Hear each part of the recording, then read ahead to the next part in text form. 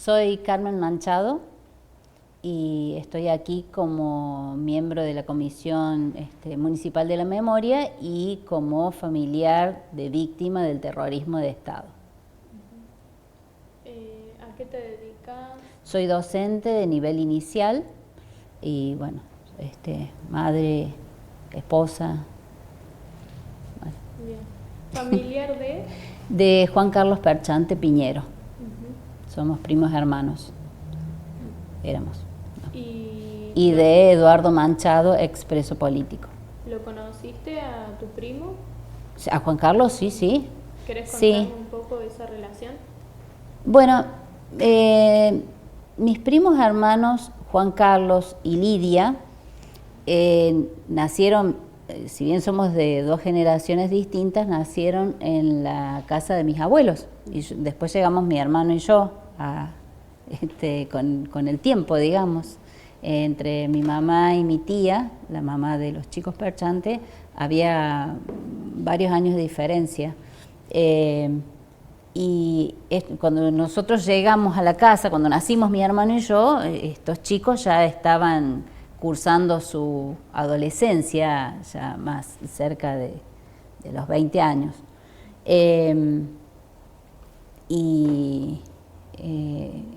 Fue bastante especial la relación por la cuestión de que vivíamos en la misma casa, o sea que había una relación más bien como de hermanos más que de primos.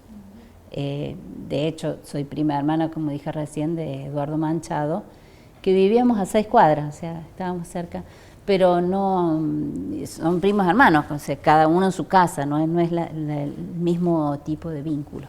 Claro. Y en este sentido, si tuvieras que hacer una caracterización, ¿cómo era Juan Carlos? ¿Qué recuerdos tenés de él? Mi papá solía decir, era un muchacho cabal, con todo lo que eso implicaba. Fue un chico que se fue de Río Cuarto a estudiar Derecho, dice Pipón Giuliani, un poco por descarte. También estudiaba Ciencias de la Información. De esto me entero ya cursando Ciencias de la Comunicación yo por un informe que él también estudiaba Ciencias de la Información. Y yo pregunté, ¿pero cómo? Entonces me dijo Pipón, porque Ciencias de la Información y Derecho pertenecían a la misma facultad. Por eso muchos hacían, y habrán tenido materias en común, supongo, entonces muchos optaban también por seguir la carrera de Ciencias de la Información. Era un muchacho serio, muy compañero de mi papá. Su papá los había abandonado a estos chicos cuando eran muy chicos. Él tenía unos meses cuando su papá los dejó y mi tía se vuelve a Río Cuarto, a casa de sus padres. Mi mamá todavía era chica, después mi mamá se casa, mi papá viene a vivir a la casa de mis abuelos, bueno. Y lo que en realidad, cuando yo tenía 5 años, él ya estaba en Córdoba estudiando. O sea que no fue mucho el tiempo de convivencia, pero sí, él venía a Río Cuarto, iba a visitar a mis tíos, iba a visitar a sus amigos. Estuvo detenido, dice siempre Pipón, que conoció lo que era la solidaridad de Monseñor de Nevares, cuando estuvo detenido en Neuquén, que creo que sale cuando Cámpora abre las cárceles. Y bueno, después lo secuestran en el 76. Él estaba estudiando, como dije recién, Derecho, y me entero hace en realidad un par de años que estaba cursando, estaba rindiendo las últimas materias antes de recibirse de abogado. Si bien a mi tía le habían dicho que estaba estudiando para rendir su última materia, lo que yo vi en la investigación de Silvia Romano, lo que leí es que un mes antes de que lo secuestraran había rendido una de sus últimas materias. O sea que al mismo tiempo estaba cursando y rindiendo. bueno, tenía 27 años en el momento en que lo secuestraron. Tenía una militancia en Montoneros. Él trabajaba en un, es lo que sabemos, ¿no? Trabajaba en un estudio jurídico, ya tenía un título previo antes de recibirse de abogado, de procurador, pero la verdad que a ciencia cierta eso yo no lo puedo comprobar. Lo que sí sé es lo que dice Silvia Romano. Estaba rindiendo sus últimas materias antes de ser secuestrado. Muchacho, él jugaba al rugby, era federado, por eso su nombre está en la placa en la puerta del CENAR. Jugaba al fútbol para estudiantes también, pero ya ahí como aficionado. Era muy amigo de sus amigos, digamos. Cuando él estaba en Córdoba, venían equipos de rugby de Córdoba y él viajaba con el equipo de rugby de Córdoba para jugar para Orú, en contra de aquellos con los que venía en el viaje, y después se volvía con ellos. ¿Querés agua? No sé, ¿qué me querés preguntar?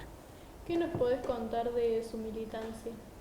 No sé mucho de su militancia, es una materia pendiente para mí, porque el único que me podría contar algo es Pipón o los muchachos Giuliani.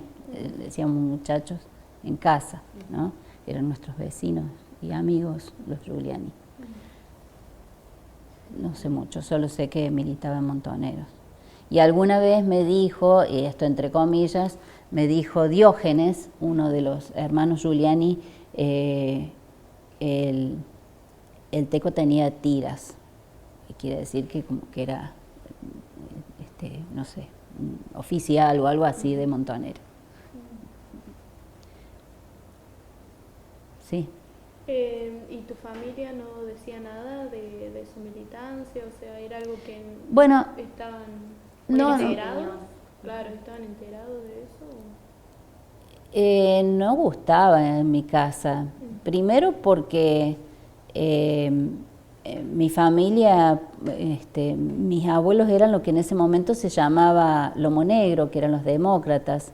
Mi papá había sido un dirigente radical.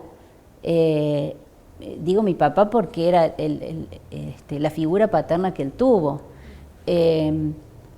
Y bueno, Juan Carlos militando en Montoneros como que no cuajaba mucho, pero él venía y mi papá lo escuchaba mucho y él decía, mirá tío, con la patria socialista no va a hacer falta abogados, porque todo va a ser más justo. Bueno, tenía todo un sentido de la justicia. Y además quería como ilustrar a mi familia. En ese momento, por ejemplo, los llevó a ver La Patagonia Rebelde, La Hora de los Hornos, no sé, traía libros para que leyeran, si bien en mi casa había un cierto tipo de cultura. O sea, mis padres eran docentes, mi tía trabajaba en tribunales, mis abuelos habían sido docentes, o sea, había una cultura de libros, digamos, pero él venía con todo un aire nuevo, digamos, que tenía que ver más con la justicia social, con lo que iba a ser mejor, con cambiar el orden establecido sería, algo así. Y dijiste que lo secuestraron en el 76. ¿Cómo Sí, fue? el 15 de septiembre del 76. Él estaba de novio con una chica Juaneda. Los Juanedas tenían, allá en Córdoba, una gente bastante conocida, tenían cadenas de panaderías. Y él estaba viviendo con una hermana de su novia, que se llamaba Mónica Juaneda, con una hermana y con el marido y los hijitos de esa familia. El futuro concuñado vendría a ser era farmacéutico, tenía una farmacia. Vivía en una esquina en la calle Julio Roca 403, en el barrio Güemes, y lo secuestran el 15 de septiembre de 1976 a las 2:30 de la mañana. Llega una patota y hacen levantar a todos. Según dicen, Juan Carlos estaba estudiando en ese momento, lo buscaban a él, llegan otros por los techos y bueno, hacen levantar a toda la familia, inclusive a los niños, y los tiran al piso y se los llevan. Entonces dice, él se da vuelta y le dice a Gil se llamaba el marido de la que iba a ser su futura cuñada, le dice, avísenle a mi vieja. Y él dice, ¿y qué le digo? ¿Quién te lleva? Y se da vuelta uno de los miembros de la patota y le dice, Coordinación Federal. Se llevan muchas cosas de él, anteojos, máquina de escribir, máquina de afeitar, o sea, todo lo que podían rapiñar se lo llevaron. Y dejaron sus apuntes tirados, y en los apuntes quedaban borceguíes marcados. Claramente, si bien estaban de civil, claramente pertenecían a alguna de las fuerzas. Supongo yo que era el ejército, ¿no? La verdad que Coordinación Federal no sé a quién respondía. ¿Y estabas en tu casa en el momento de que dan el aviso o cómo es que no, llega la noticia? Yo no estaba, yo estaba en el colegio en ese momento, yo todavía estaba en el primario, llaman por teléfono a mi casa y atiende mi mamá. Mi tía estaba trabajando en tribunales, trabajaba mi tía en la secretaría, en ese momento era la Secretaría de Menores, y mi mamá daba clases a la tarde. De esa manera se habían organizado para que siempre con los niños de la casa hubiese siempre una madre, una mujer.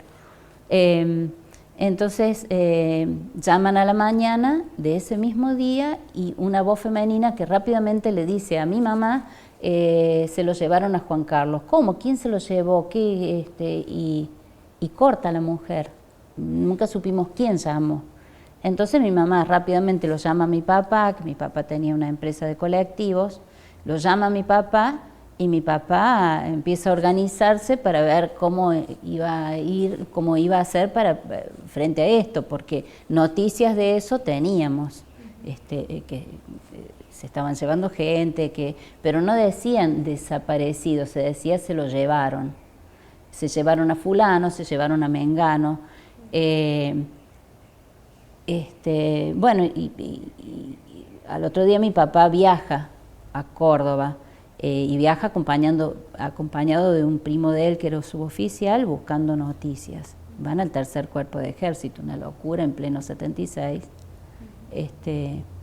y lo atienden a su primo porque era suboficial y bueno, por supuesto que le dicen que no tienen noticias y que es mejor que no pregunten, que lo más prudente es no preguntar. Bueno, y así empiezan un montón de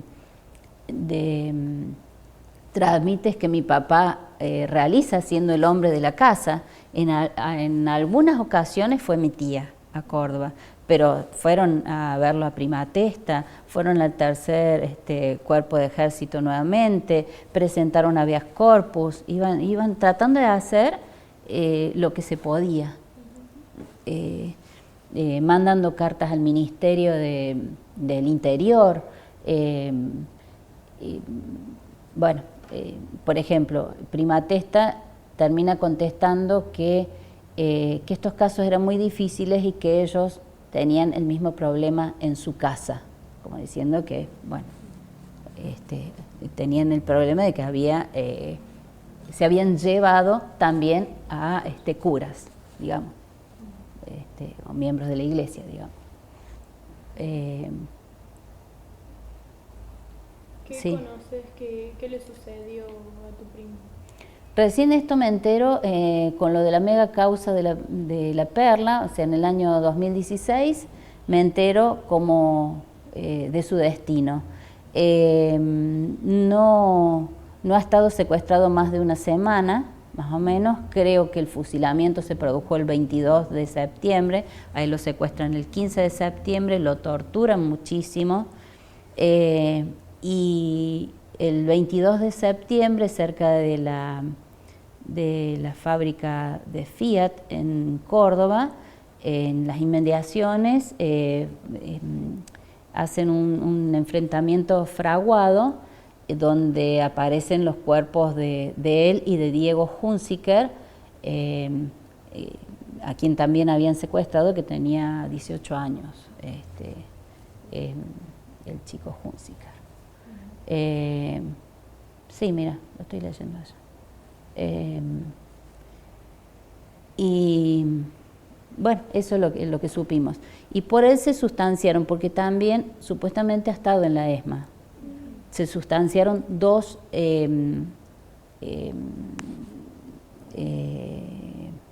¿cómo se dice? Dos causas, digamos. Una en la ESMA y otra en la mega causa de la Perla. Dos juicios, eso es lo que quería decir. Bueno, lo que alcanzamos a saber de él es eso, que lo habían fusilado en un enfrentamiento fraguado. ¿Y su cuerpo no apareció? No, su cuerpo está desaparecido, digamos. No supimos más nada. ¿Y qué significó para vos el juicio de la mega causa? Algún tipo de reparación, pero es muy doloroso. Primero, que llega 40 años tarde, es tremendo. Y segundo, mi tía ya no está, o sea, mis padres ya no están, porque junto con mi tía lo vivían mis padres, que también funcionaban como papás de él. Y escuchar que a algunos ni siquiera les daban una pena,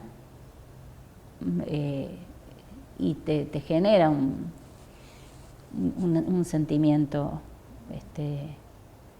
Pero bueno, el primer momento, al escuchar las condenas, uno siente algún tipo de reparación.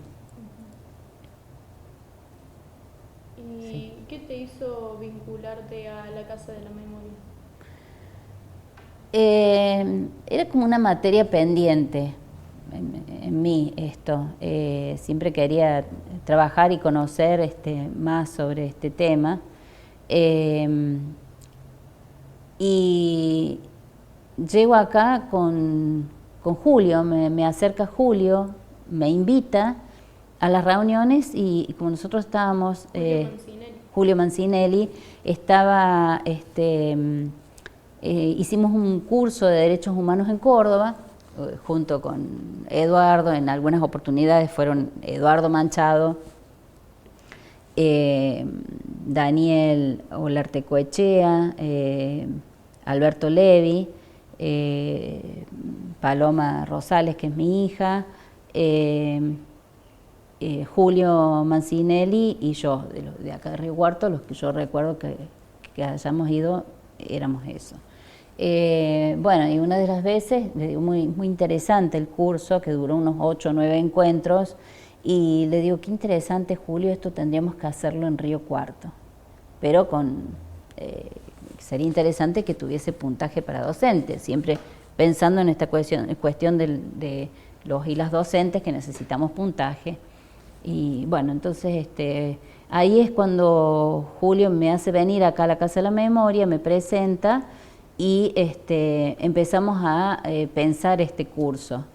Lo convoca a Hernán Bacanarvaja para que organice el curso, y bueno, en esa organización estuvimos Malvina Bertolino, Susana Tisera, Julio Mancinelli, Paloma Rosales,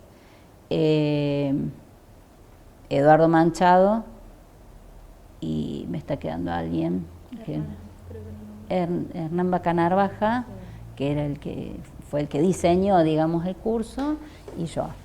Y pudimos darle vía buscamos a la Subsecretaría de Derechos Humanos, la buscó Julio, en realidad él fue el que fue haciendo los contactos. la Subsecretaría de Derechos Humanos, buscamos a la UPC para poder hacerlo ahí en ese lugar. Bueno, se fueron buscando distintos organismos que apoyaran y ayudaran en esto, y se hizo. Porque se pensaba hacer para todos los niveles, pero se terminó pensando para el secundario, con miras a hacerlo después para el primario y para nivel inicial. Bueno, ¿En qué año fue esto? En el 2019 se concretó. Nosotros habíamos hecho el curso en el 2018 y en el 2019 se hizo acá. Fueron 5 encuentros. En Río Cuarto, digo, se hizo. Sí. ¿Y qué otro tipo de actividades has desarrollado en la casa, en este espacio? Bueno, vengo a las reuniones, organizamos, vamos a las marchas. Estuve trabajando sobre lo que luego llamamos Muro de la Memoria, que consistió en conocer las historias de cada uno de las víctimas del terrorismo de Estado en Río Cuarto y zona. Porque fue medio azaroso esto, en realidad. ¿Cómo llego a esto? Había inconsistencias entre, había una primera lista, una nómina de víctimas realizada por hijos. A su vez, Malvina Bertolino trabajaba con esa lista y algunas otras personas agregadas más para hacer las biografías en los secundarios, en los secundarios que quisieran desarrollar las biografías de las víctimas. Esas personas sumaban depende de quién tuviese esa lista o esa nómina, sumaban entre 42 y 44 personas. ¿Quiénes estaban? Estaban algunas personas de Río Cuarto, algunas que habían vivido en Río Cuarto y otras que, Río Cuarto y la zona, y otras que tenían familiares en Río Cuarto. Bueno, entonces me pareció que había como una cierta inconsistencia, o sea, ¿por qué se agregaban de pronto las parejas de algunas de las víctimas y en otros no tenían la pareja? Entonces me pareció que había que agregarlos. Finalmente, me puse a pensar, a ver, ¿cómo delimitamos esto? Y encontré como límite el límite geográfico del departamento de Río Cuarto. Entonces dije, bueno, tiene que ser Río Cuarto y el departamento de Río Cuarto. Y los que queden afuera, bueno, esos estarán contemplados en otro tipo de nómina. Es por eso que, y agregando no solamente al que nació en Río Cuarto, al que vivió en Río Cuarto o al que fue secuestrado, o que tiene familiares que viven en Río Cuarto y que merecen un lugar donde puedan ir a homenajear a su familiar, porque creo yo que siempre son pocos los homenajes, y los homenajes tienen una cosa de reparar, de sanar. ¿Eso significa para vos la casa o qué significa el tema? ¿Quieres que cortemos un ratito? Sí. Ahí fue. Sí. Pero yo creo que te contesté, te dije que significaba es un lugar de encuentro, de conocimiento, de poder amasar un poco, vamos a decirlo así, estos dolores y transformarlos en algo positivo, en algo que nos permita crecer y conocer, me parece. No, yo te quería preguntar, en base a todo lo que nos contaste, ¿cómo concebís hoy la democracia? ¿Cómo entendés que debe ser hoy la democracia y qué mensaje le podrías dar a las generaciones futuras en torno a lo que es la democracia? Con todos sus defectos, voy a decir una frase remanida, pero que siempre la peor democracia es mejor que la mejor de las dictaduras. Voy a caer en eso, pero es así. Con todos sus defectos, siempre la democracia tiene esto, de la posibilidad de que yo en este momento esté hablando con ustedes, que me pueda manifestar, que pueda decir lo que pienso y lo que siento, cosa que de otra manera no sería posible.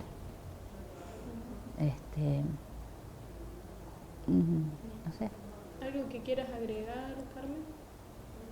¿Alguna anécdota? ¿Algo sobre tu primo? Sobre Juan Carlos, que aún sabiendo que corría peligro, que sabía que lo buscaban, él cuando vino a Río Cuarto, un tiempito antes que lo secuestraran, fue a visitar a sus amigos los Giuliani que estaban en la cárcel acá. Sabiendo que corría peligro, y seguía haciendo lo que consideraba que tenía que hacer, ¿no? Pero, o sea, no es solamente el mérito de él, es lo que hacían casi todos los militantes, ¿no? Seguimos, nos va a costar la vida, pero seguimos, porque estamos convencidos de que este es el camino. Y por ahí sí, lo que me sorprende es que siendo tan jóvenes abrazaron esta idea y estaba ese convencimiento de que estaba primero estas convicciones antes que la vida. Creo que un poco es eso. Y en tu labor docente, ¿hay algo de esto que vos si yo lo puedo plasmar, sí, sí, trato de hacerlo,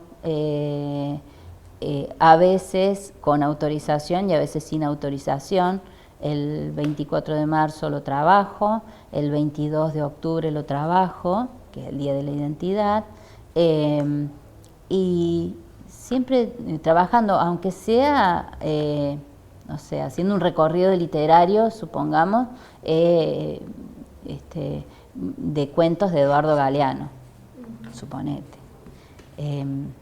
No es fácil trabajar con niños de nivel inicial, pero se puede y se debe hacer, creo yo. Y lo entienden muy bien, mejor que muchos adultos. Bueno, me preguntaste cómo vivimos en la familia esto. Bueno, como yo dije hace un rato, la idea se lo llevaron. Y siempre hay un comedido que te dice, che, pero no estará en Europa, por suerte ahora ya no te lo dicen más, no estará en Europa, no estará en otro país, che, pero ya tenía 27 años, ya debería estar trabajando, como si hubiese para todo el mundo el mismo camino, ¿no? Ya tendría que haber estado recibido y trabajando de abogado. ¿Por qué se metió a hacer eso este chico? Qué pena. Esa cosa medio condescendiente que molesta mucho y que lastima, pero que a la gente a su vez le da como una tranquilidad. Ah, yo le dije esto, entonces ahora yo me siento mejor y el otro se va a sentir mejor, creo. En mi casa, ¿cómo se vivió? Era como les contaba, era como bastante especial en mi casa porque, a ver, nos vinculábamos con...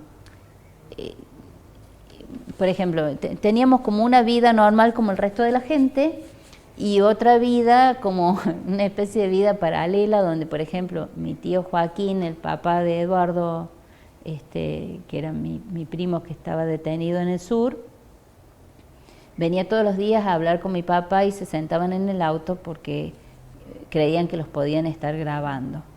Aida de Giuliani, la mamá de los Giuliani, que tenía los 3 hijos detenidos, venía todos los días a tomar mate a mi casa con mi tía, pero las charlas eran, ¿supiste algo? No, ¿viste a quién se llevaron? Nada más que eso, no había una militancia, quiero que me entiendan esto, no había una militancia, era una cosa medio familiar, casera, digamos. A otras, unas cuadras más allá de mi casa, vivían mis tíos los Piñero, que a su vez eran tíos de José María Villegas. Entonces, viste que se llevaron también al José María. Y bueno, ese tipo de cosas se comentaban en mi casa, se vivía así. A su vez, mi mamá daba clase en una escuela, no se podía contar mucho. Mi tía trabajaba en tribunales, en menores, en la Secretaría de Menores en ese momento. Ella era la señora de Perchante, y los abogados y los policías en ese momento de la policía juvenil, que era con los que tenían más trato. Pobre la señora, lo que le pasó, pero había como un cierto respeto por lo que le había pasado, pero llegaba hasta ahí solamente, no había mucha solidaridad, digamos, solamente hasta ahí. Lo que les contaba recién es que siendo yo muy joven, una apertura de la democracia, unos 18 años, iba por la calle Rivadavia, casi llegando a General Paz, en una marcha. Íbamos cantando, pidiendo, ya esto de haber sido 82, principio del 83, que empezaba a haber un cierto movimiento. Estábamos, y entonces veo a uno de los de la policía juvenil y me dice, ¿qué haces vos acá? Yo le voy a decir a tu tía que andas por acá. Y le digo, ¿y usted qué está haciendo con eso? El tipo iba grabando los cánticos y me dijo, estoy grabando porque a la noche me gusta dormirme con estos cantitos. Que a su vez era como una especie de amenaza, ¿no? Eso lo sentí, claramente era una amenaza. En otra oportunidad se hace una misa por los desaparecidos en la catedral. Esto debe haber sido fines del 82 también, ya por ahí, medio como en el 83, por ahí debe haber sido. Entonces iba a haber un Te Deum, el obispo iba a hablar, y no se lo permitieron, hubo una amenaza de bomba, entonces estuvimos un ratito en la misa de la catedral y salimos y nos concentramos en la plaza central. Y de repente estoy sentada en un banco y veo un tipo que me saca fotos, varias fotos, y entonces yo después pregunto si alguien lo conocía, porque yo ya conocía amigos míos que estudiaban ciencias de la comunicación y conocían gente de Puntal o del diario El Pueblo, o del diario La Calle, que eran los 3 diarios que en ese momento estaban funcionando. No era de ninguno de los 3 diarios, no era un reportero gráfico, era un tipo de la policía que sacaba fotos a los que estábamos que habíamos estado en esa misa y que estábamos concentrados al frente de la catedral. ¿Y alguna otra vez se sintieron observados tu familia o tuvieron otros episodios así de estos?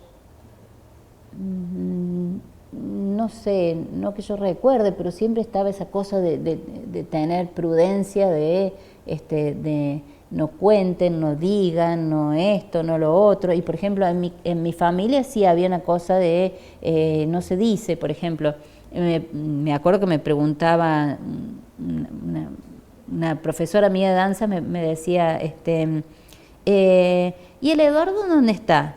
Eduardo, mi primo. Y le digo, está trabajando en el sur. Mentira, está preso. Juan Carlos no está en Córdoba. Siempre había como que mentir, digamos. No podíamos decir porque corríamos peligro. Eso.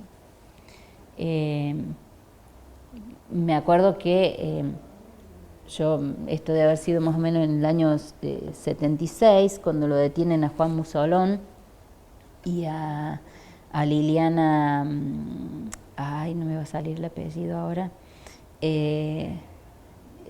bueno, una gente que les pusieron una bomba, vivían en la calle Mendoza, entre Echeverría y la otra, la paralela, no me sale en este momento.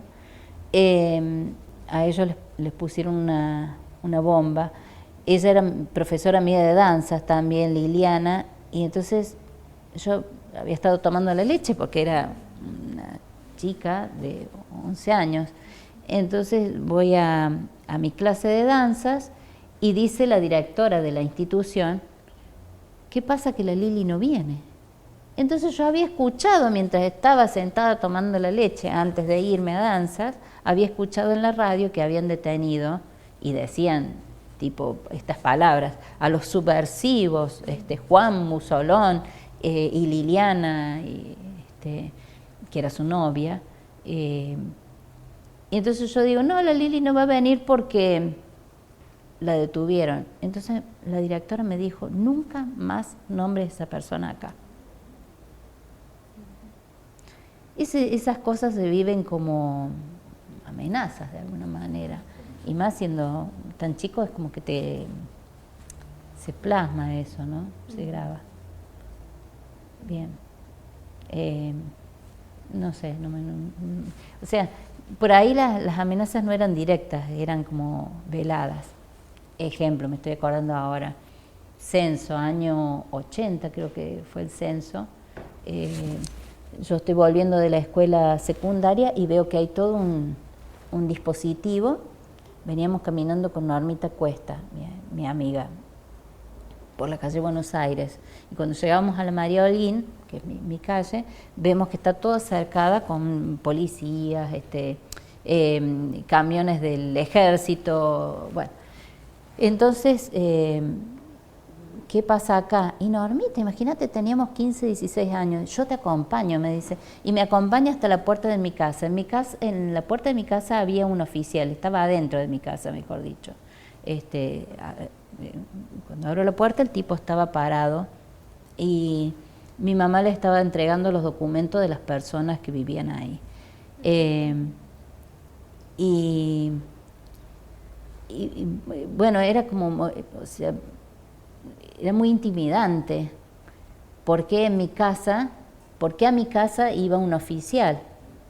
Y en las demás casas se hacía el censo, no sé, normalmente, pero habían cercado toda la manzana. Aparte, a la vuelta vivían los Giuliani también. Qué sé yo, ese tipo de vivencias que como que te quedan.